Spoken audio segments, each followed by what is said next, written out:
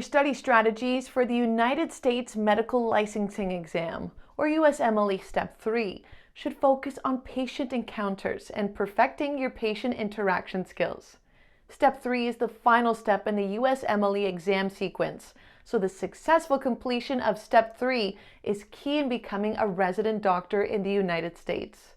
So in this video, I'll discuss the USMLE Step 3 format, content, question types, and tips for how to prepare for this grueling 2-day exam.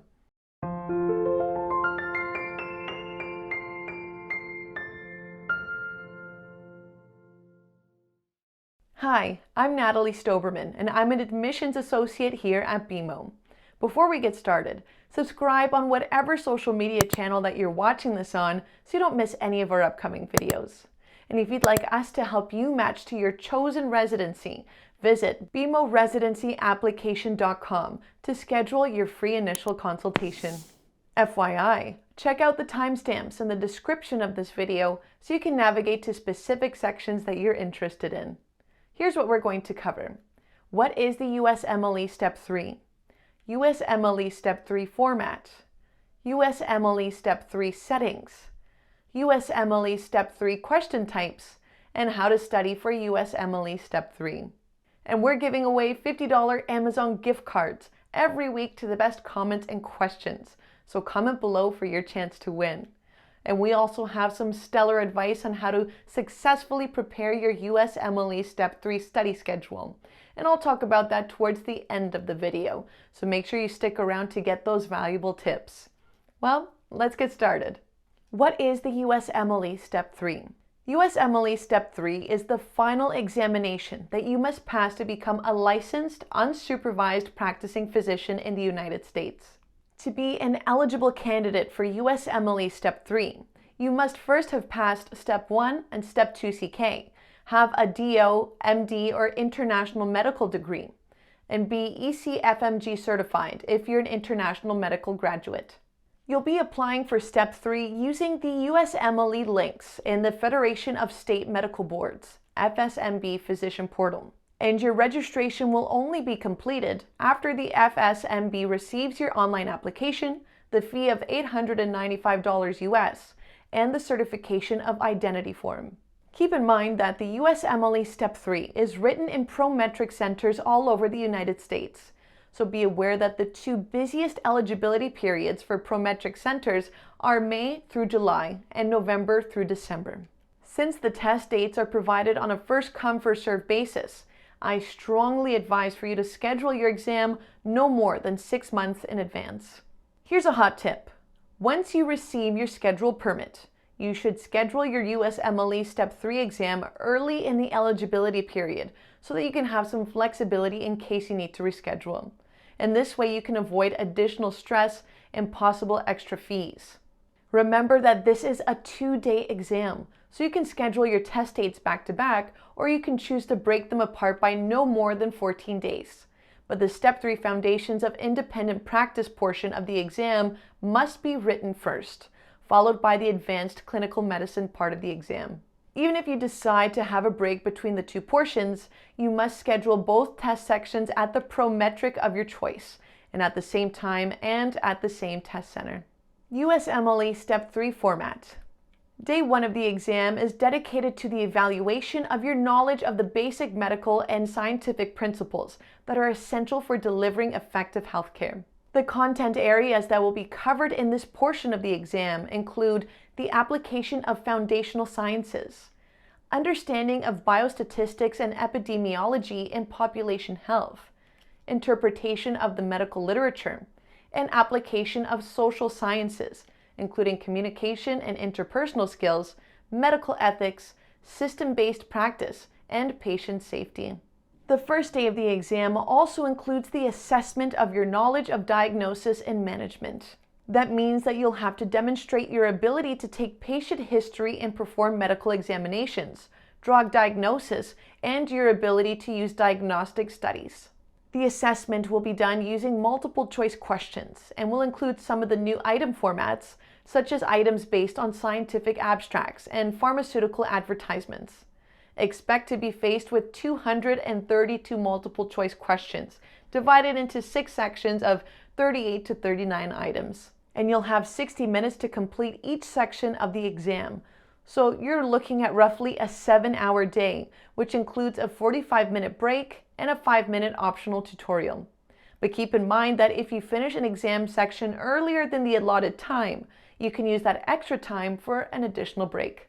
Day 2 focuses on your ability to apply comprehensive knowledge of health and disease in the context of patient management and the evolving manifestation of disease over time. So content will be based on your knowledge of diagnosis and management, particularly focused on prognosis and outcome, health maintenance and screening, therapeutics, and medical decision-making.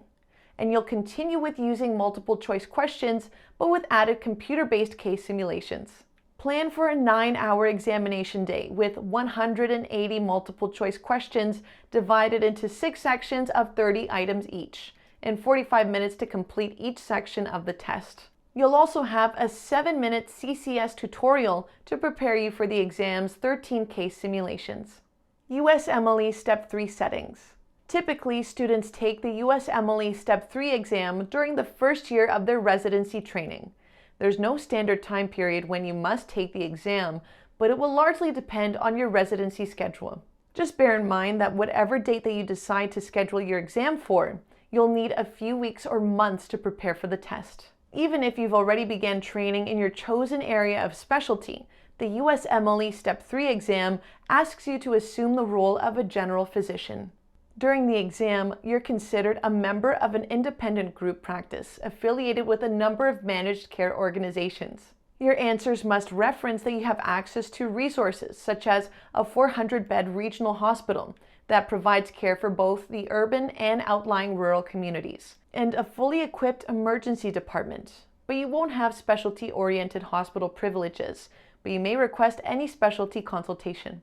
The multiple choice questions that you'll encounter in USMLE Step 3 will be based in physician-patient encounters associated with a setting in which the encounter first occurs. This can include ambulatory, like an office or health center, home care, outpatient hospice, and ambulatory surgical center, inpatient facilities including hospital, ICU, and CCU, or an emergency department and an urgent treatment center. USMLE Step 3 question types. I've already mentioned the focus of the USMLE Step 3 content and that testing is primarily based on multiple choice and computer simulations. But having a thorough knowledge of the types of questions that you can expect on testing will take some of the edge off for your study prep strategies. USMLE Step 3 questions will be based on patient scenarios, either directed as a written statement or like a patient chart. Chart or tabular formats will contain the relevant patient information in clearly marked sections, and familiar medical abbreviations may be used within the chart format questions. Here are more question types that you can expect. Single item questions. This is the most common multiple choice format.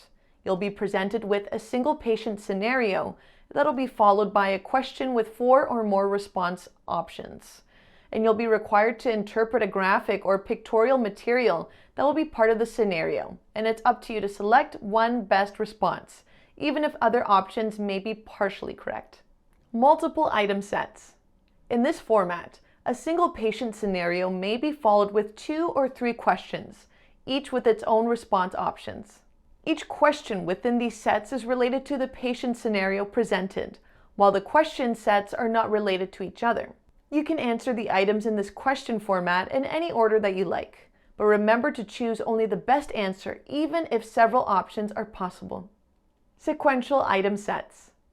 You'll be faced with one patient scenario, followed by 2 or 3 consecutive questions in relation to the patient problem, and each question will be related to the patient scenario, but will be testing different points of the problem. Since these questions are designed to be answered in sequential order, you must answer questions one by one in order that they're presented.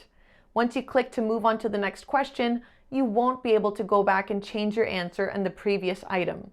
And once again, please choose only the best response option available.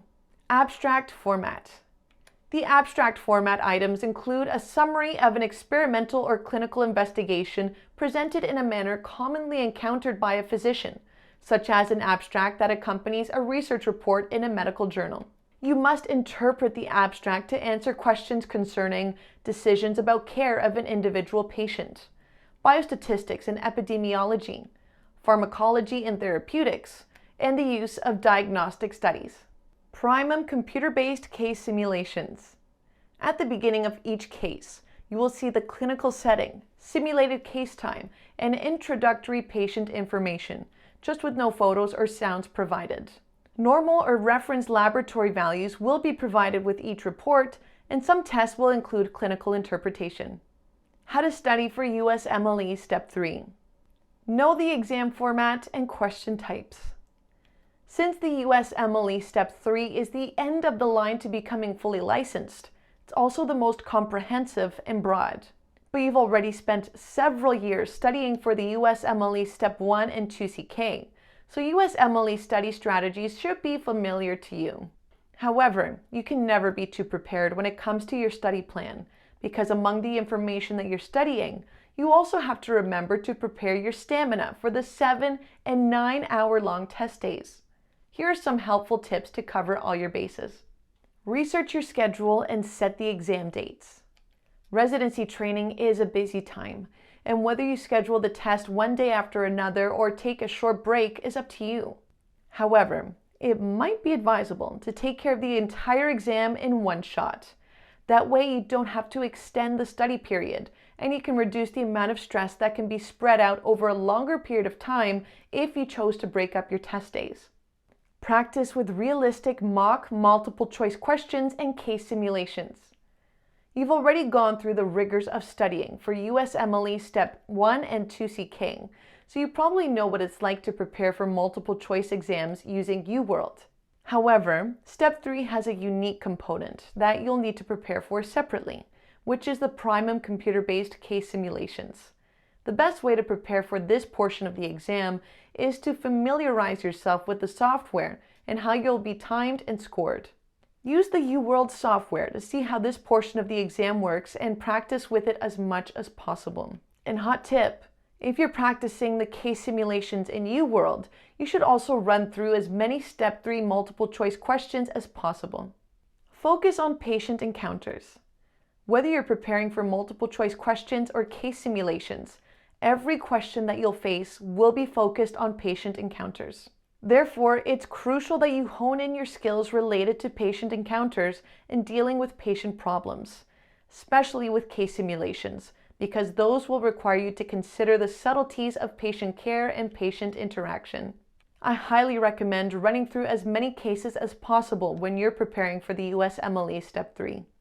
Those are our tips to having a successful study prep for the USMLE Step 3. Check out our blog to read more about studying and preparing for USMLE Step 3. I've included the link in the description of this video for easy access. And if you'd like us to help you match your chosen residency, visit BeMoResidencyApplication.com to schedule your free initial consultation. Hopefully you enjoyed this video, so please subscribe, like, and leave a comment. And if you have any questions about USMLE Step 3 that I didn't cover, let me know in the comment section, and I'll get back to you as soon as possible. And don't forget that we're giving away $50 Amazon gift cards every week to the best comments and questions, so comment below for your chance to win. Thanks for watching, and see you next time.